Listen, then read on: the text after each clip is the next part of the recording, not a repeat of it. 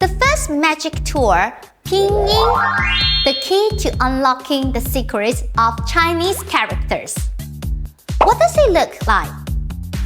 Difficult, right? What about this? 你好. Pinyin is similar to other languages written in Roman letters, making it much more accessible for beginners like yourselves. Now, you might wonder, why do we learn Pinyin?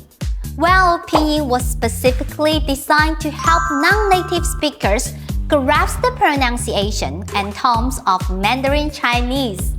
That means you will be able to read and pronounce Chinese words with ease. And here is a delightful bonus. Once you have mastered Pinyin, you will even be able to type out those intricate characters on your keyboard. Exciting, isn't it? But hold on to your hat, because I have yet another great tour to unveil next.